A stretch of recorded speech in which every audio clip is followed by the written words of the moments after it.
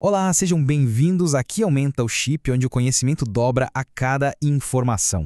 Hoje a gente vai desvendar um quebra-cabeça central na análise de Marx. Sabe aquela pergunta, como o dinheiro cresce? De onde, afinal, vem o lucro? É exatamente isso que vamos investigar, descobrindo a engrenagem que, segundo ele, move todo o sistema capitalista. Então, vamos lá. Para começar, Marx aponta que existem basicamente duas formas de o dinheiro e as mercadorias circularem por aí. E entender a diferença entre elas, bom, é aí que está o pulo do gato. Olha só, de um lado, a gente tem o que ele chama de circulação simples. Mercadoria, dinheiro, mercadoria. É bem intuitivo, né? Alguém vende pão para conseguir dinheiro e comprar sapatos. O foco é o uso. Agora, do outro lado, a coisa muda de figura. A fórmula capitalista é dinheiro, mercadoria, mais dinheiro. Aqui, o objetivo não é a mercadoria em si. O jogo é outro. É começar com dinheiro e terminar com mais dinheiro. Destrinchando essa fórmula, o D é a grana inicial, o M é a mercadoria que se compra, que na verdade é um pacote, meios de produção, tipo máquinas e matéria-prima, e, o mais importante, a força de trabalho. E o D'? Bom, esse é o resultado final, uma soma de dinheiro maior do que a que começou a jogada.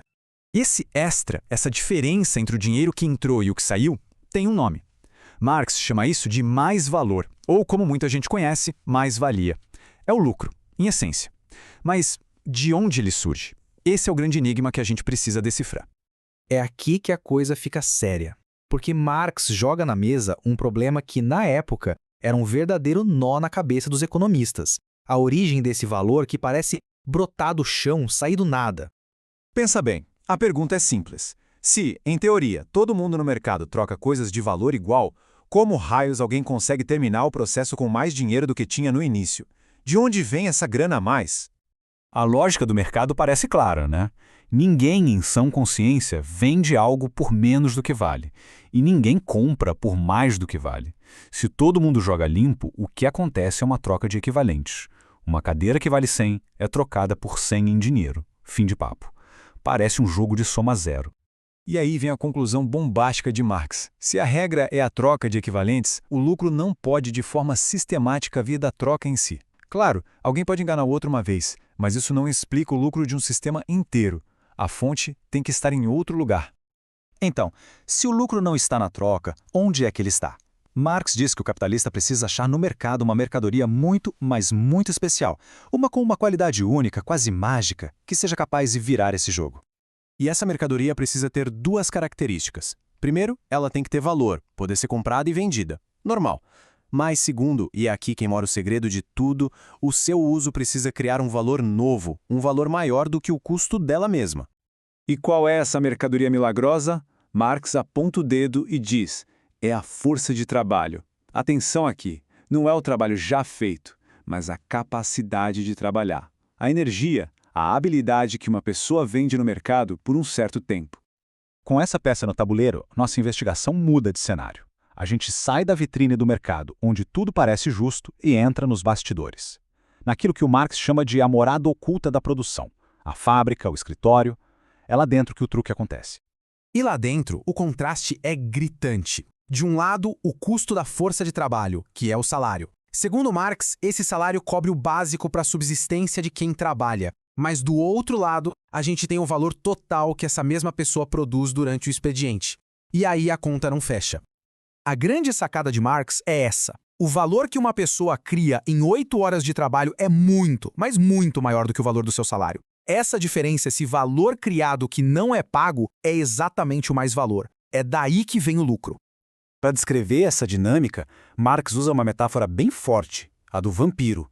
O capital, que ele vê como trabalho morto acumulado do passado, só sobrevive e cresce sugando o trabalho vivo, o de agora. E quanto mais ele suga, mais forte ele fica. Agora a gente começa a entender a grande desconexão. Existe uma diferença brutal entre o que parece acontecer no mercado e o que de fato rola na produção. É um jogo de espelhos, de aparência versus realidade. Na superfície, a cena é bonita. Uma pessoa livre vende sua capacidade de trabalho. Outra, também livre, compra essa capacidade por um preço combinado, o salário. Parece um contrato justo entre duas partes iguais. Mas por baixo dessa fachada, Marx diz que existem fios invisíveis. A necessidade de pagar as contas força a aceitação do contrato. Então essa ideia de um acordo totalmente livre acaba sendo, nas palavras dele, uma ficção jurídica, que esconde uma dependência bem real. E essa é a grande ilusão do sistema. A aparência de uma troca justa na hora da contratação serve como uma cortina de fumaça. Ela esconde o que realmente importa, a extração do trabalho não pago que acontece depois, lá dentro da produção, longe dos olhares. E pronto, o ciclo se fecha, a transformação está completa. E só agora, depois de desvendar esse segredo, é que a gente pode entender o que é o capital de verdade, na visão de Marx. Porque, no fim das contas, capital não é só dinheiro guardado ou um monte de máquinas. Para Marx, capital é, antes de tudo, uma relação social. É valor que não para quieto, que está num processo constante de se expandir. E como ele faz isso? Absorvendo a única coisa que cria valor novo, o trabalho vivo. Para resumir, capital é valor que se valoriza. É o trabalho acumulado do passado dominando o trabalho vivo do presente. E, no fundo, é dinheiro com uma sede insaciável. Ele sempre precisa voltar maior do que foi. Essa é a mola mestra de todo o sistema.